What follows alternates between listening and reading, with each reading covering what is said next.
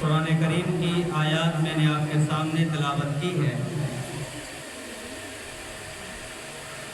آپ صلی اللہ تعالی علیہ وسلم کی احادیث میں سے ایک حدیث بھی آپ کے سامنے بیان ہوئی ہے۔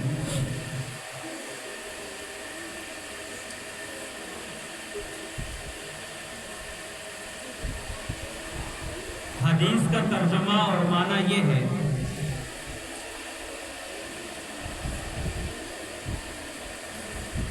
کہ جس نے اللہ کا گھر تعمیر کیا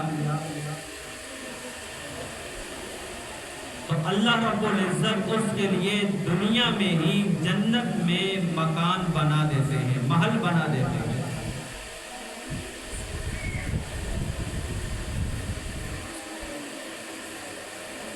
جس نے اللہ کا گھر تعمیر کیا، جس نے اللہ کا گھر بنایا،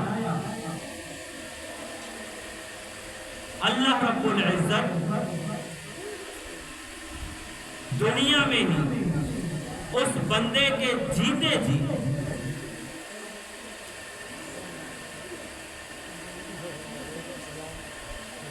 اس بندے کے لیے جنت میں محل بناتے ہیں۔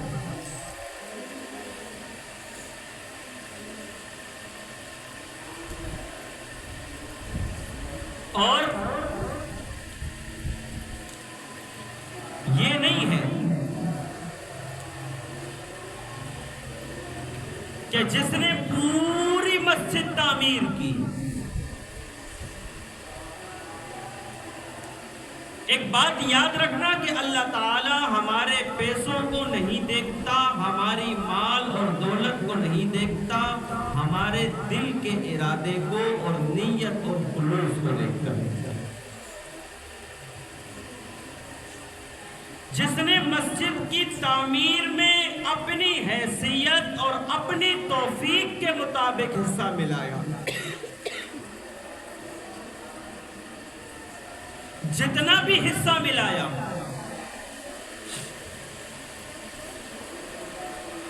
اس کا جتنا بھی اخلاص ہوگا، جتنا بھی خلوص ہوگا، جتنی بھی اس کے اندر تڑپ ہوگی، چاہت ہوگی، اجر اور عظیم اور مقام اس کو اتنا بلند ملے گا۔ جو لوگ مدارس، مساجد، علماء، طلباء کے ساتھ تعاون کرتے ہیں، اپنا مال خرچ کرتے ہیں، اپنی صلاحیت ان کے اوپر لگاتے ہیں، اپنی دولت ان پہ خرچ کرتے ہیں، ان کے گھر میں برکت ہے، ان کے رزق میں برکت ہے، ان کے مال میں برکت ہے، ان کی جان میں برکت ہے، ان کی اولاد میں برکت ہے، ان کے کاروبار میں برکت ہے، ہر چیز میں برکت ہی برکت ہے۔ اور جو لوگ مدارس کے ساتھ، مساجد کے ساتھ، علماء کے ساتھ، طلباء کے ساتھ تعاون نہیں کرتے، امداد نہیں کرتے، پھر ان کا حال کیا ہوتا ہے؟ پھر ان کا پیسہ کہاں خرچ ہوتا ہے؟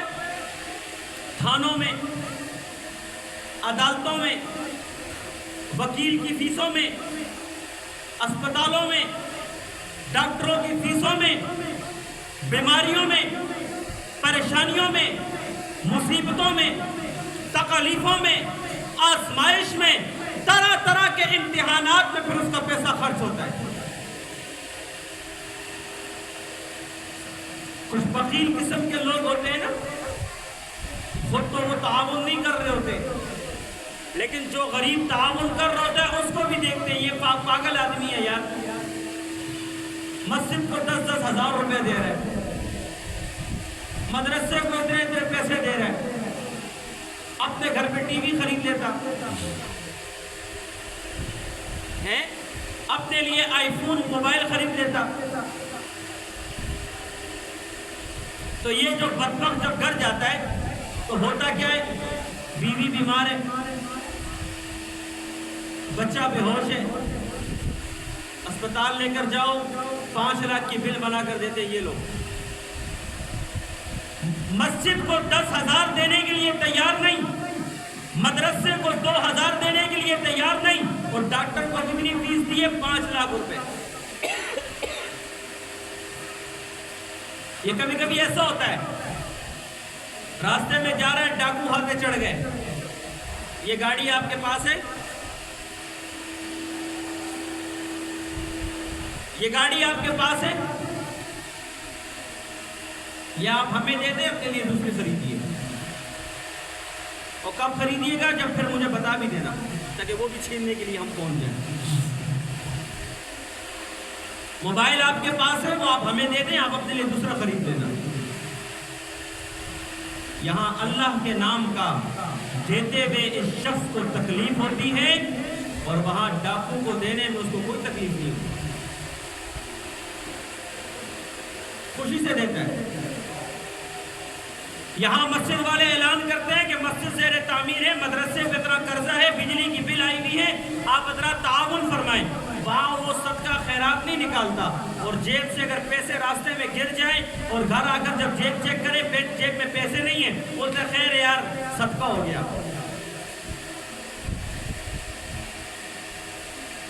اس کو صدقہ نہیں کہتے، یہ تم نے خود نہیں دیا، یہ تو تم سے گر گئے، اس کو خیرات نہیں کہتے، اس کو صدقہ نہیں کہتے، یہ تو تم سے گر گیا۔ توجہ ہے سب کی؟ سب کی ہے توجہ ہے؟ ضروری بات کر رہا ہوں۔ ایک مسجد میں چندہ ہو رہا تھا، جھولی گھوم رہی تھی، ایک آدمی نے کیا کیا؟ 10 روپے ڈال دیے۔ اچھا، اس سے جب 10 روپے ڈالے، میری طرف دیکھنا سارے، جب اس نے 10 روپے ڈالے، اس کے جیب سے 5,000 والا نوٹ گر گیا۔ 5,000 والا نوٹ، توجہ ہے، 5,000 والا نوٹ گر گیا۔ جب گرا، پیچھے ایک آدمی بیٹھا تھا، اس نے دیکھا کہ حضرت والا نے 10 روپے جھولی میں ڈالے اور 5,000 والا نوٹ اس سے گر گیا۔ اس نے 5,000 والا نوٹ اٹھایا اور حضرت کو پیچھے سے اشارہ کیا کہ یہ آپ سے نوٹ گرے نہیں، اشارہ کیا، بولا یہ لے۔ یہ سمجھا کہ اس نے مجھے 5,000 دیے کہ یہ بھی جھولی میں ڈال دو، اس سے اٹھا کے ڈال دیے۔ نماز پڑھنے کے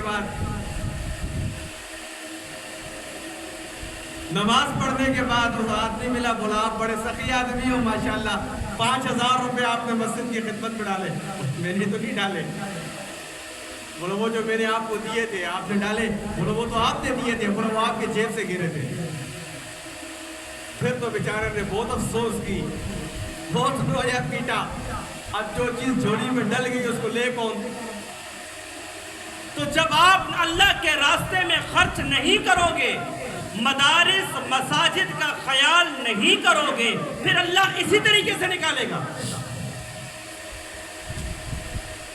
پھر اللہ ایسے ہی نکالے گا۔ یہ مدرسہ میرا گھر نہیں ہے، یہ مسجد میرا گھر نہیں ہے، یہ مسجد اللہ کا گھر ہے، اور یہ مدرسہ اللہ کی بیٹھک ہے۔ جیسے ہمارے گھر میں بیٹھک ہوتی ہے نا، ہم اس میں مہمان کو بٹھاتے ہیں، ایک دروازہ گلی کی طرف ہوتا ہے، ایک گھر کی طرف ہوتا ہے۔ یہ مدرسے یہاں اللہ کے مہمان پڑھتے ہیں، صبح سے شام تک قرآن کریم کی تلاوت کرتے ہیں، یہاں اللہ کے مہمان رہتے ہیں، یہاں اللہ کے مہمان قرآن کریم کی تلاوت کرتے ہیں، اور فوج در فوج سالوں سال یہاں سے حفاظ کی، قراؤں کی تیار ہو رہی ہے ماشاءاللہ۔ آپ حضرات دیکھ رہے ہیں، اس میں کوئی شک نہیں ہے، دن بدن اضافہ ہو رہا ہے۔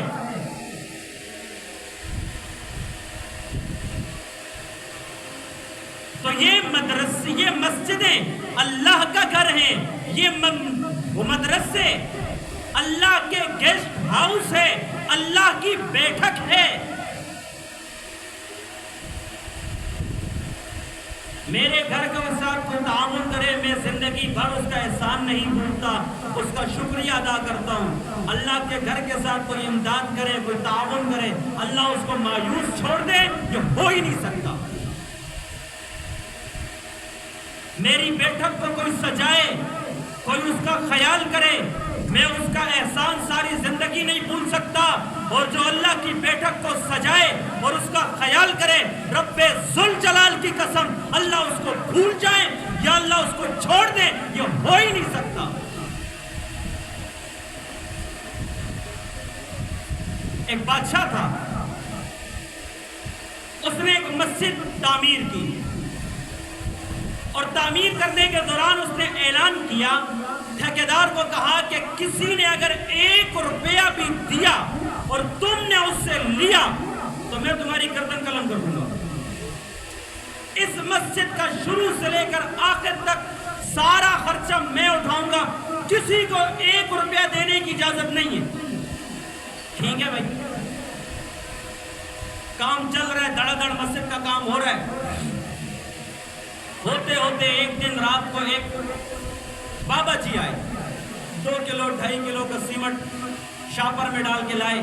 توجہ کرنا میری بات پر، سیمنٹ لے کر آئے، کہنے لگے ٹھیکیدار صاحب، چوکیدار صاحب، یہ ذرا 2 کلو کا سیمنٹ ہے، یہ بھی مسجد کے کام میں لگا دو۔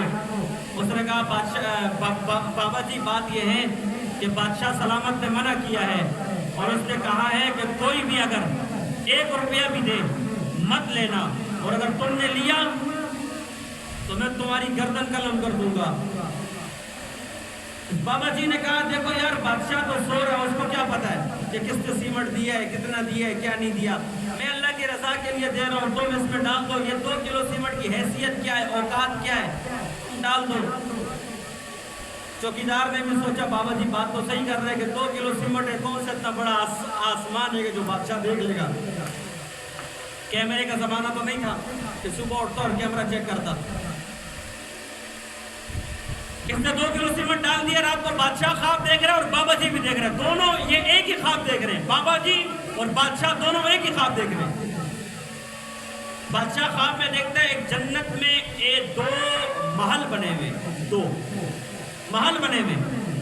تو بادشاہ نے کہا ایک محل کے اوپر بادشاہ کا نام لکھا ہوا ہے اور ایک محل کے اوپر اس بابا جی کا نام لکھا ہوا ہے۔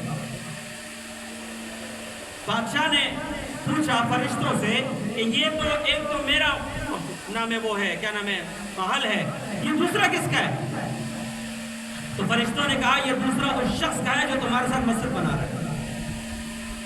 بادشاہ اٹھا، وزیر کو بلایا، ٹھیکیدار کو بلایا، چوکیدار کو بلایا، بولا میں نے منع کیا تھا، کس نے یہ حصہ ملایا ہے، پکڑ کے لاؤ اس کو۔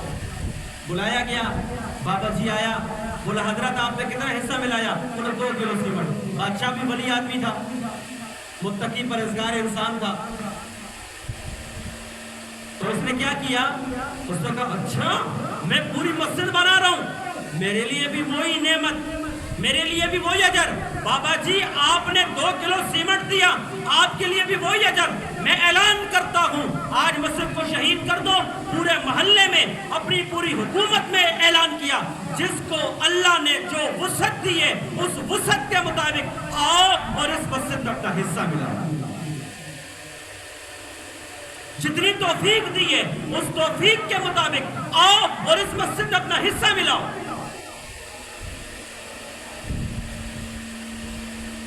تو میرے بھائیوں، ہمارا پیسہ، ہمارا مال، ہماری دولت، ہمارا قیمتی خزانہ مدارس، مساجد، علماء، طلباء کی خدمت میں لگ جائے، یہ ہماری خوش نصیبی ہے، یہ ہمارے مال کا حلال ہونا کی دلیل ہے۔ میرے ایک دوست، آخری بات عرض کر کے بات ختم کر رہا ہوں، شہرشاہ کالونی میں ایک مسجد بن رہی تھی جس کا نام تھا شافی مسجد، مشہور مسجد ہے، آپ جانتے ہوں گے۔